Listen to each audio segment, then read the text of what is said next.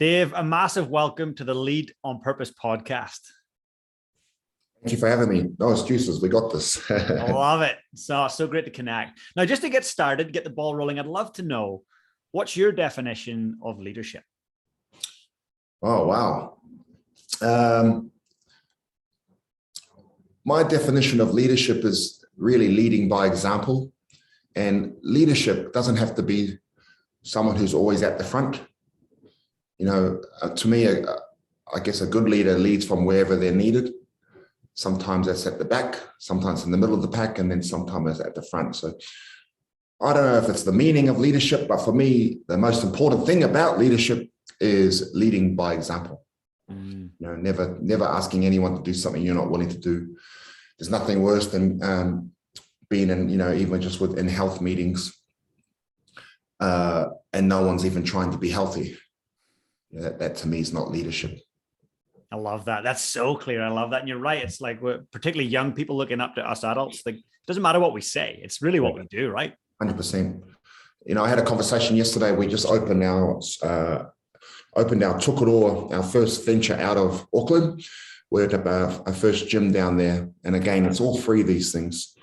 And last Monday, we launched our social supermarket.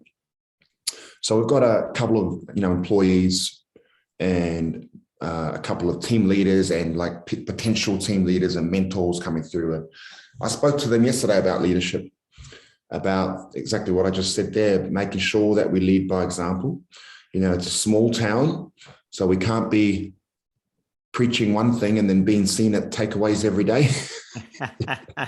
We've got to adjust our lifestyle. Like, it's not when you're a BBM team leader, this means something, and it's a way of life.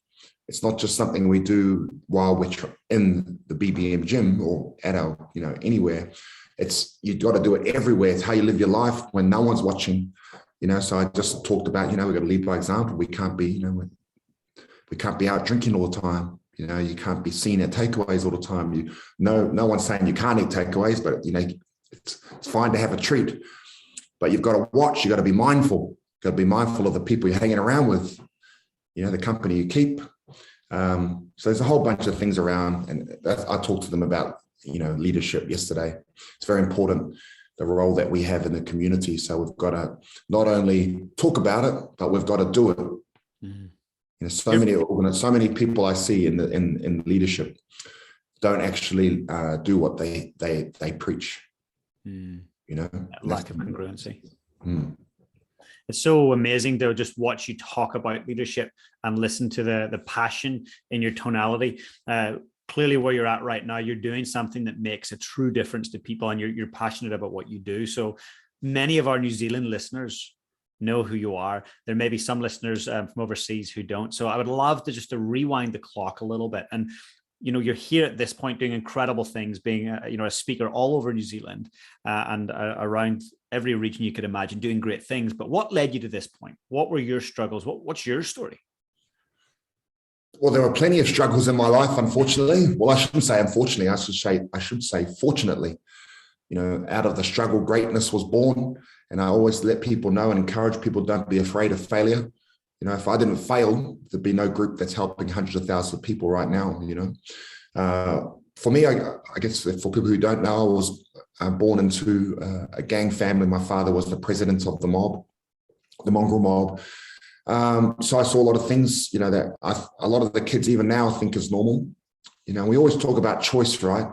So often I have arguments with people about choice. The thing about choice is that it implies an equal starting point. And for people like me, we couldn't even see the start line. So it's not choice. We're born into situations where we have no control over. I've managed to break that cycle, but it was tough. My father went away when I was 5. He went away for bank robbery. And you always get caught, and that's why I spoke to youth a couple of days ago, talking about, because this gangster life is so glamorized, being a gangster. And it's just so far from glamorous, it's not even funny. So I always talk about everything crime took from me, but my dad went away.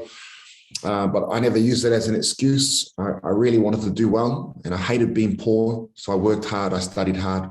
I went to uni. Only problem, that's all I did. I went there. You tended.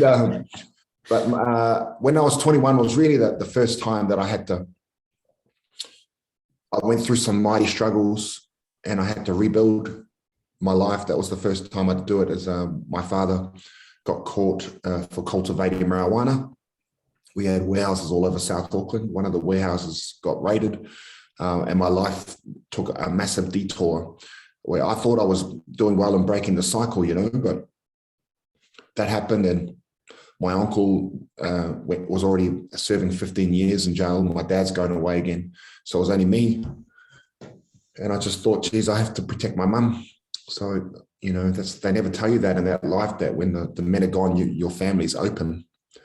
No one come to check on us. So I ended up quitting uni and moving into a tinny house, which is a house where you just sell drugs, I was fighting, drinking, just behaving really badly just to build this reputation up.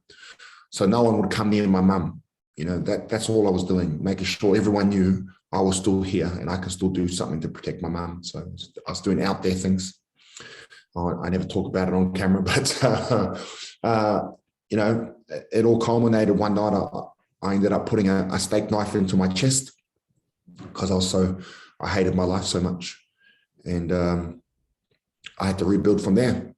I rebuilt, done really well. And I'm trying not to give too much away because I want people to buy my book. but I was sitting on the back doorstep of this tinny house thinking, geez, surely my life's meant for more than this. I'm not religious, but I believe in God. And I just stared at the sky and said, surely God, there's more for me than this. I didn't know what, but I knew it wasn't this. And, I got up and I worked, and I always encourage people. And I always encourage my people. And by my people, I don't just mean Māori and PI. I mean anyone struggling, anyone stuck in a rut, looking up, thinking life's impossible. That's my people. And I always encourage my people just to get up and talk. Don't be afraid to talk to people. But whatever you do, don't wait for the system to help you. Because if you're going to wait for the system to help you, you wait all your life. So I got up from there and I ended up being very successful in things. Only to lose it all, and I moved back here in 2014 with not 1 cent. And I was, this is where I understood how we're all driven by material things. We're driven by money to get material things to give to our kids and all this type of stuff. But I understood from this that material things don't matter. Yeah, they're nice to have, of course. But when I moved back here without my family, because I was such an idiot and I lost them, I understood that I didn't miss any cars. I didn't miss any of the material things. All I missed was my kids. I wanted my sons back. And I worked hard to get them back. And from there, I rebuilt, but I had that moment like I did at the tinny house. I was laying on a bed on this single mattress. I couldn't even fit on this thing. And I was staring at the roof thinking, how did I don't know if I'm allowed to swear, but. Oh, go for it. Absolutely. How did I fuck things up so badly? That's what I was just, and Mike King talks a lot about having this inner critic in all of us. And my inner critic was deafening. It was constantly in my head saying, you fucking idiot, you had it all. Look at you now, you loser, you had nothing. But I didn't listen. I just got up and I went for a walk. And that's how my journey to losing 100 kilos started. And that's how BBM started. So it's incredible. Pretty cool to go from that to, I always talk about not staying down, to get up. And I think about it now, if I'd stayed down in 2014, there'd literally be thousands of kids going to sleep right now with no food. There'd be people that would no longer be here because they died of a heart attack or type 2 diabetes, if I'd stayed down. So it's really the importance of making sure whenever you're knocked down, you get back up, What a story, Dave. There's so much for me to unpack there. It's just, wow, it's amazing. So I want to go back a little bit to your childhood and just talk about, obviously you're a dad. Is it 4 boys you've got? Yeah. 4 wee boys. So the role of dad is such a gift. It's such a treasure. And you experienced your own experience as a son. So when you talked about crime taking so much away from you and your dad being a part of that crime, what did it remove from you or take away from you as a wee kid? Well, took my dad away. My dad was gone for when he got caught when I was 5, he got sentenced to 10 years. And I had to move to Australia. My grandparents were so, embarrassed. His parents were so embarrassed of him that they moved countries. They took me with them, which was probably for the best. My sister, who's no longer with us, she passed away of cancer. She was meant to come over with us, but my mum had to kidnap her off my grandparents, So it took my family away. I didn't have my mum and dad from 5 to 11. So those are pretty important years. And for most people, it's a good time, but for me, it wasn't. So and then later on, my cousin hung herself. My uncles, who I'm very close with, Uncle Lay, who was also a bank robber and a mob member. We had a warehouse filled with all these nice cars, Lincolns, Cadillacs, and Range Rovers and Mercedes, all these nice things that they thought we wanted, material things, right? But my cousin hung herself in that warehouse. So I always think about, what's the point of all these things? All of our kids want is our parents, all they need is you, and you being the best version of yourself, your time.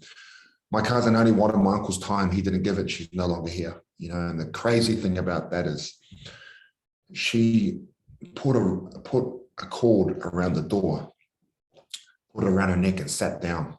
At any time she could have stood up, but she's strangled herself to death. And that's what crime,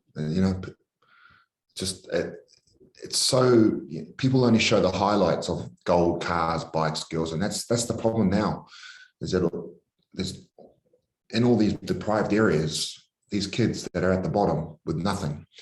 And if they're not that good at school and not that good at sport, the only role models they have with what they think is success, which is material things, are the gang members, drug dealers. That's what they have to aspire to. So it's quite topical at the moment with all these ram raids and things like this, until we address that poverty and decrease the gap between the people who have nothing and the people who have a lot.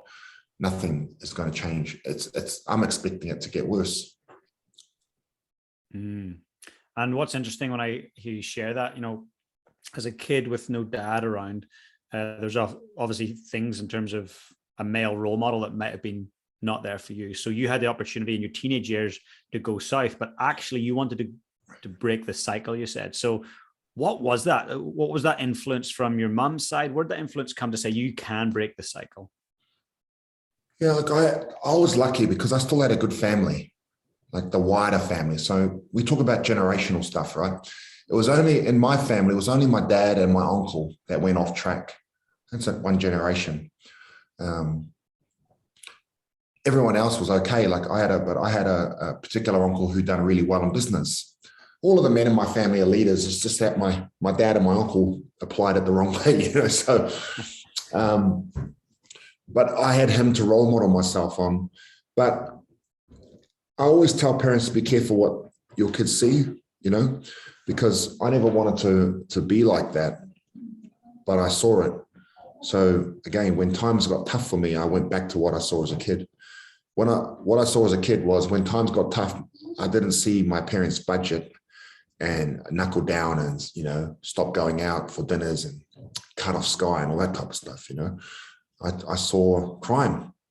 So when times got tough for me, that's what I dove headfirst into. So it took me a while to break the cycle because it's very hard to break it. But you got to imagine you got to understand that there's kids out there that's not just one generation, it's every generation has been fucked. Mm-hmm. They've never known anything else. It's a lot harder for them to break the cycle. That's why it's important that people like me, that we're there to show them, So breaking the cycle to me is having your grandkids see life differently. I spoke to a Black Power guy that we've been helping. I said, you've changed now, you're on track, but your kids still saw it. So, it'll be your grandkids where you've completely broken that cycle because they won't have to see life the way we did. And that's what it's about. That's what it's going to take. It's just like a generational thing, That's so I always talk about with governments when they want to try and change things, not just this government, it's every government. It's a long-term thing. It's not just throwing money at things that's going to fix it. Your story, Dave, is really, to me, the ultimate story in personal leadership. And, we can look at leadership as CEO, we can look at leadership as principal of the school, but actually remove the titles and we look at what leadership is about. And you're an prime example of what that looks like. So you went down this path and it got rather scary, got rather dark. A lot of people don't get out of that. What was the catalyst for you to actually take the first step out of that?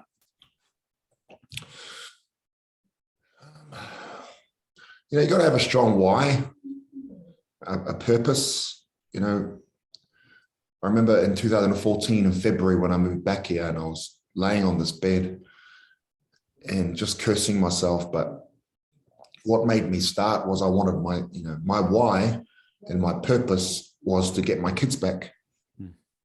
I wanted my kids back. I close my eyes and I dream at night. And I dream of the moment that they'd run up to me at the airport, and that's what drove me. I didn't overthink it. I just started, and my starting was going for a walk. People overcomplicate things.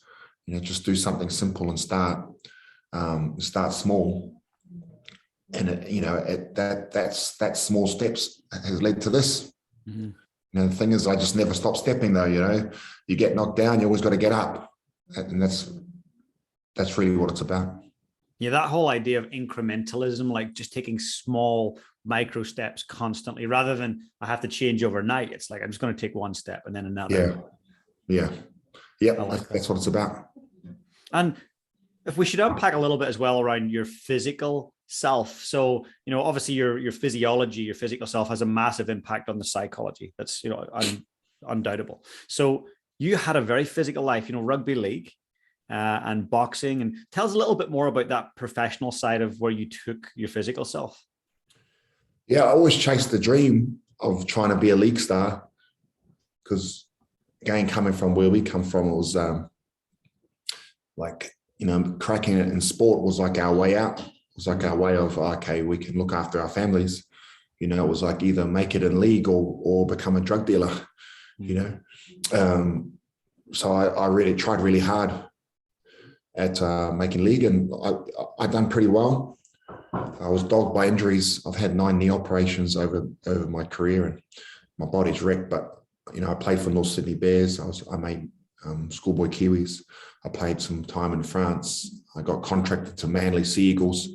So I got a lot out of it. And out of that stuff, really what I got is the psychology of it all.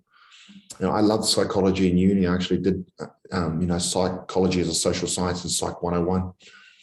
A lot of what we do here, we're not a weight loss group. We're changing mindsets. And I got a lot out of league. I remember Manly, it was the hardest training I've ever done in my life, but it's built me, that mental toughness, comes from that. And I applied that throughout all the tough times. But we had this particular guy called the Sandhill Warrior, and he was one of the trainers that they got in, and he trained like all other, famous sports people. We're at this beach where they film Home and Away, and it's got heaps of sand dunes there, that you never see in the show, but they're there. So it's this guy turned up in a kayak.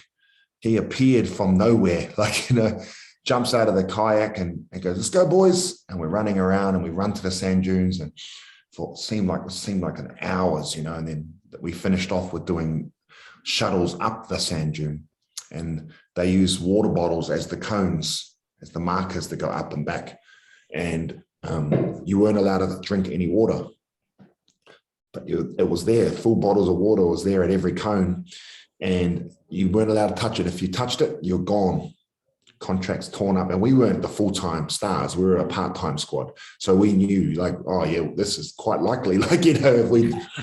So it's that psychology, and what he said was at the end, you can walk onto the pitch and look at your opponent in the eye and know there's no way that he trained harder than you.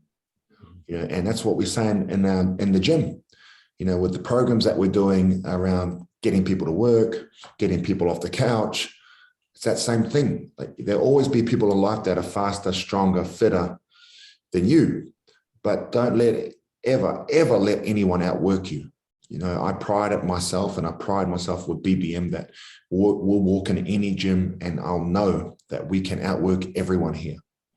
And just like in life, when life happens and you're down at the bottom, just know you can come back. You've done this before. I talk about, being, you're only uncomfortable. You're not actually in pain. We're just uncomfortable.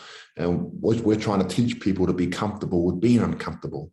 So when you go through life and you're in a dark place, it's okay. You're not going to panic. You know that you've been here before and you can work your way out of it. So it's all mindset. That's mainly what I got from league. That's everything else I got was injuries. But what I got from it that I apply now is mindset. The boxing stuff. So in terms of that journey, so 100 kgs, I mean, that's amazing. So that starts with 1 kg at a time. So during that process, what did you learn about yourself as it was 1 kg and then 2 and then 4? What were the lessons you learned? So that started with boxing, 2014, 210 kilos. And what I learned through that process is that it is a process and not to be in a rush. So many people I see are in a rush to lose weight as quickly as possible. You can't maintain that. But the main thing I learned is that I can work hard. I know I can just keep grinding away. And that's evident with what we've done here in BBM, the organization we've built. Like it's quite a behemoth now. But we've kept the principles the same. And not many people can do what we've done, build what we've built, with next to no money, no guaranteed funding at the beginning. And we've managed to build this. A lot of faith has gone into that. It's incredible. And I truly believe before we lead others, we've got to learn to lead ourselves. And your redemption and your commitment to taking yourself to that next level, that's leading yourself. And now you have this platform to lead others. Now, not everyone wants to lead others. Why are you driven to help others through BBM? Because I can. I always think if you can help, you should. If you can help someone, you should. Doesn't matter how big or small. It doesn't have to be thousands of people. One person's enough. And what there was a handful of people that really helped me at the start, from a gym. My best mate, one of my really good mates, opened at the same time that I sort of started my journey. He invested so much time in me, all for free, without any expectations.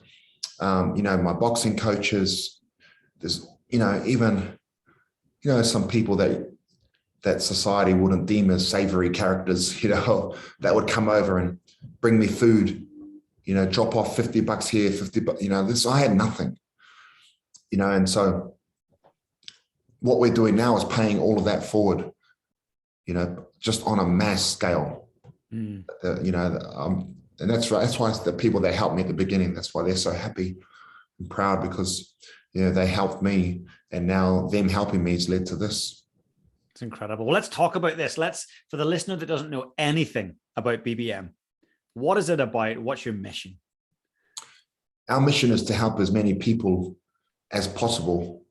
It started off, we used to always get pigeonholed as a weight loss group for overweight brown people, but we help everyone. So we started helping one person out West Auckland. I helped my father-in-law's mate. And then we started out South Auckland and Papatoetoe with one person in a driveway. And then we just thought, geez, we should see if anyone else wants to do this. Like, we had our Facebook group. That was a private group. And that's how it started, and then we moved into our gym, our first premises, because before then we were just in fields and school halls, wherever we could train. The gym in Manukau was our first one. That place cost us $140,000 a year, and we don't charge our members 1 cent, so that requires a whole lot of hustle. In there, we also run our program called From the Couch, our Attitude and Fit, which is a work program to get people fit, not just physically, but mentally fit to work, get them used to turning up, routine, being accountable, all that, life skills. People take for granted, like not everyone is taught life skills, so that's what we do there. We also got a community kitchen where we educate. So that's what, about education. So how to cook healthy on a budget, how to shop healthy on a budget. That's what we do in our kitchens, standalone kitchens, like commercial, it's epic. We have our food share where I am now. It's a food distribution center. And that started out of, again, because we can't help. Like, a friend of mine who's a social worker, their organization couldn't help this family because of the area that this family lived in. They couldn't use their funding to help, right? One mum, a single mum with no food, no money, 4 kids, the day before the first ever level 4. So that day we started this, because we could. If you can help, you should. And we've done this, again, no funding for it, just had faith, and we done it. And now we've gotten some great support from the Ministry of Social Development. But our model of what we've done is that we haven't waited for funding to do things. We just do it. And the good thing about that is when you do it, and because we have a good profile and people are seeing it, the government now of coming on board and saying, okay, how can we support you? The good thing about that, when it happens like that, is that you're not, you're becoming part of the system, but you're not confined by it. So I don't change for anyone. What we do works the way we do it, and it's great now that we're forming those relationships. So we just opened in Tokoroa. So I guess, look, we're a safety net for people, and we're education. We're so much, but the main thing is what we are is a village, a marae, a community, where people belong. People want something to belong to, whether it's gangs or religion. You want people to belong to something positive. The old saying, bro, that takes a village to raise a baby, well, that's gone. Not everyone's too busy trying to survive, but we're bringing it back. So I guess that's really what we are. We're something positive that people can belong to, and we help each other. It's incredible. And there's going to be people listening right now that are going, whoa, I'm inspired. I need to take my first step and take action. There's also going to be people going, hey, how do we support you on your mission? So if people, one of the listeners was listening, wanted to support you, how could they go about doing that? Yeah, just go to our website and you can donate on there. And even if it's like $5 a month or $5 a week, it all adds up. Everything we get, we give. There's nothing soaked up by bureaucracy. So it's www.thebbmprogram.com. I'm sure you'll put it in the description or something. Or even just going like starting your health journey with my online programs, bbm.fit. That's like $7 a week. So you can, not only can you support us by doing $7 a week, but you'll also get, great meal plans and workouts. So you can get yourself fit. I love it. And the other thing I guess I want to talk about as well is No Excuses, your book. So for the person that's listening right now, I know you're listening on your phone. The vast majority of you are listening on your phone. Get it out. Go to Amazon.com. Is that the best place to get it, Amazon? For my book? Yep. Yeah. No. Best place to get it is, just go online. You can get it from Mighty Ape, Paper Plus. Paper Plus is the best because it counts towards sales. Cool. Great. And what about international listeners? Can international listeners get it? Mighty Ape. Okay. Mighty Ape. I'm sure that's international. I'll put that link in the show notes. So anybody that's listening, just go to the show notes. You can get the book. You can support Dave, support the mission. So what inspired you to write No Excuses? I didn't want to do it at first because going over a lot of painful memories and also the time of it, but it was the Mad Butcher convinced me. And what he said was, it's about legacy for your kids, that they can one day have a look and when they're older and geez, when you're gone and see what you've done. I feel like it's only the start, I feel like it's just like there's going to be a chapter 2, 3, 4, 5, like, you know what I mean? But I just, again, it's about helping people. Like, this book has now made its way into prisons. You know, I've gotten some letters from prisoners about how much it's helped them. And I'm actually going into prison to see the men there. You know, and it's because everything BBM does, bro, and that's why I take pride on our logo, you know, BBM. I take pride in this. When I see it on a building and when I see it going into town, it took it all. It represents hope. You know, it's that light in a dark room.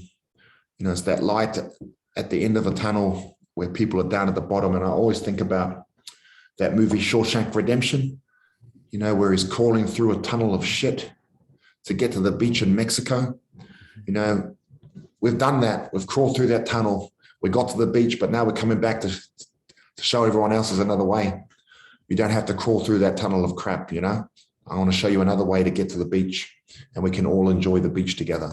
You know? I love it. That's so great. And for the person that reads the book, you know, what could they expect to walk away? What's the feeling they might take away, or the aha they might take away after reading the book? I think, you know, it can affect so many people in different ways. There's so much of my life. It's been a roller coaster. There's so many bits of it that so many different people from all walks of life can attach onto. But, you know, I think they'll walk away just feeling like, man, if he can do it, I can too. You know, they'll be inspired to do it, to start. You know, and I leave. You know, I talk about all my tips of. There's really, you know, platforms of how I lived. You know, how I live now, and the pillars of BBM. That's what's in there. You know. And do you ever face self-doubt still to this day? Do you ever face moments you're like, oh, I'm not enough, or geez, I don't know if I can do that? Do you have those moments? Not really, but I do wake up and sometimes I question, you know, because it's a lot, you know, it's a lot of weight on my shoulders. We've got 18 workers that rely on us. We've got thousands of people that rely on us. And the thing about, you know, we talked about choice before, like I choose this life is what I've chosen to live. So I've given my life to help others.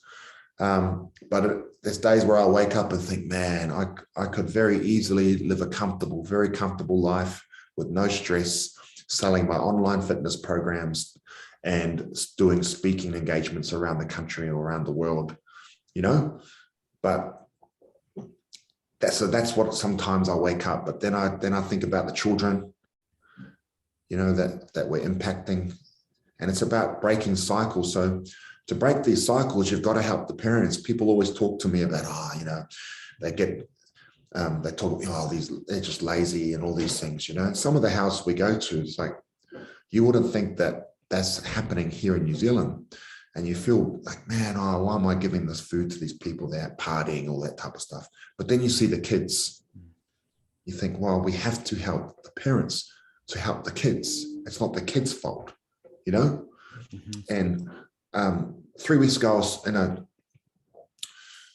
in my car feeling sorry for myself at a gas station driving to Rotorua, and I was at the BP just past Papakura. In my car feeling sorry for myself. So busy. You know, I'm away from my family, all that type of stuff. I get a knock on my window and it's a guy. So I start talking to him and he's there begging for money. So I just having a conversation with him, you know, didn't want to fob him off. Then I asked him if he's okay. So I'm not really. My partner and my newborn baby are sleeping in the van over there.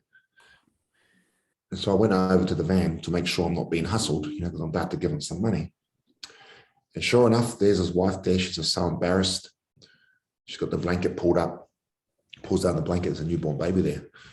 And that's what it brings home to me. It's what we do to give these people hope.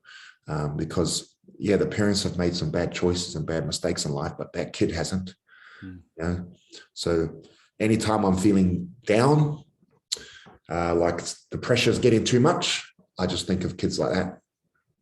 That's my why. In perspective. That's incredible. And you mentioned, Dave, about your legacy for your kids, and it was the Mad Butcher that kind of inspired you to think about that with the book. How do you want to be remembered as a dad? Oh, I never thought about that.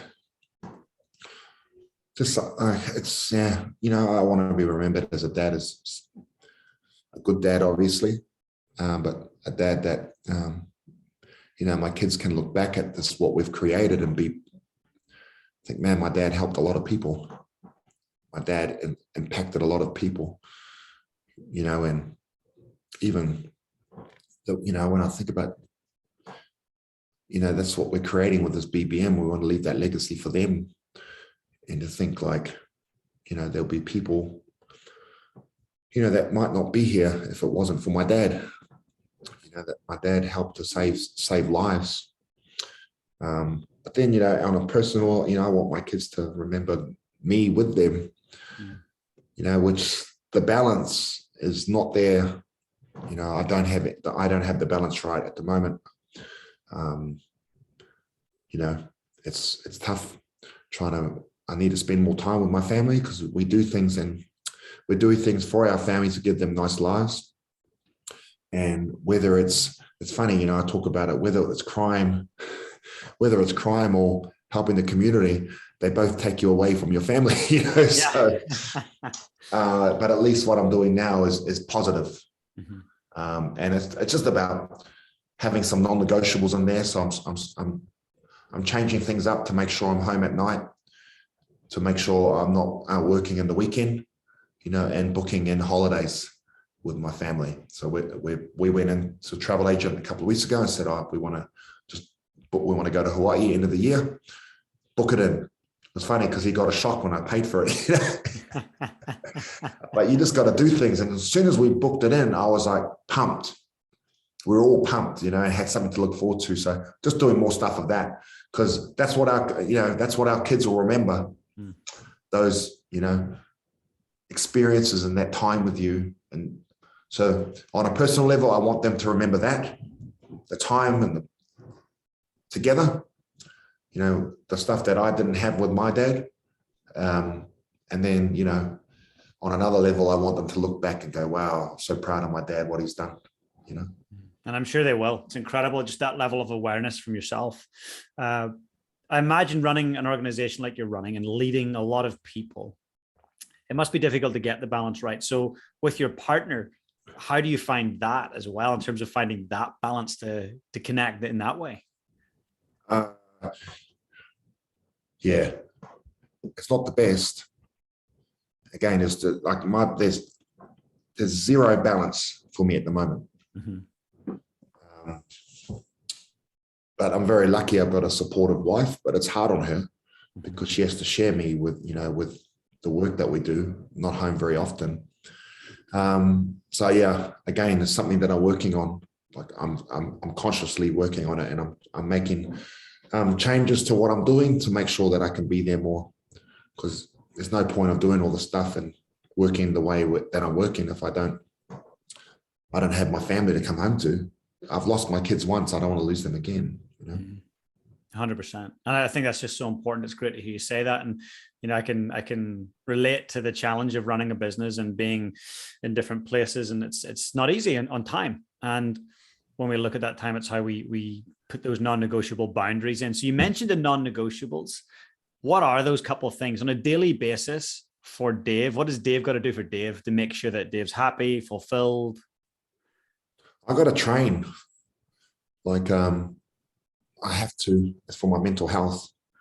I have to go out and do something active, which, you know, no matter if I'm traveling around, I've got to do something, and it's just a walk. You know, that's really a non-negotiable for me. And I'm making sure that a non-negotiable is to spend time with my family. You know, that's really it. Everything else I'm just doing, it's just to help as many people as possible. And again, non-negotiable is if I can help someone, I will. If people, you know, people ask me for something and I have it, I'll give it. Because why not? Yeah. If we all live that way, this world will be a better place.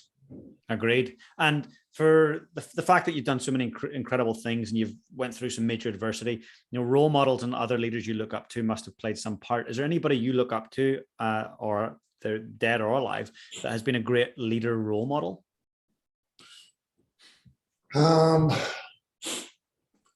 Yeah, obviously, I've had my dad and my uncle, who were always good leaders, but just again applied it in the wrong way. But with the work they're doing now, I got a good friend called Rob Campbell, who's the chairman of Health NZ, and he was the chairman of all these different things when I first met him. But he's probably one of my main advisors, one of the only people I'll listen to, and my mum. So there's no real great world leaders that I follow that I want to be like, because I believe that I'm me, but I make sure I have a good network of people around that advise me. That's the important thing, that's because there's lots of things that sometimes I'll react to things. I guess I got to make sure there's filters in between what I'm saying. Yeah. I love it. And what does that reaction look like? So when you have a moment and something triggers you, what does that look like? I just start swearing. It's usually if it's around community stuff or around helping people, and if I see something that's happened, I'll get really upset. And we have example is my last sort of episode was with corrections, where I had a parole officer ring me about someone that I wanted to put on. And I didn't like the way she talked to me, because she was talking to me like I was a piece of crap. And if she's talking to me that way and I'm the employer, imagine how she's talking to the person she's meant to be, looking after. So I went after them, and I had corrections come in here and sit down with me and talk. But, I made sure that I had a few people looking at the video before I posted it, again, but using our platform for good, but I've definitely have to have some good advisors around me. I don't want to be a lot. Sometimes in the early part of my journey, I'd cost us stuff because I was so passionate. But there's ways of doing things now, and I've learnt, over time, that a lot of the stuff and a lot of the activism that I do is behind the scenes. So it's only when that's not working that I'll do the public stuff.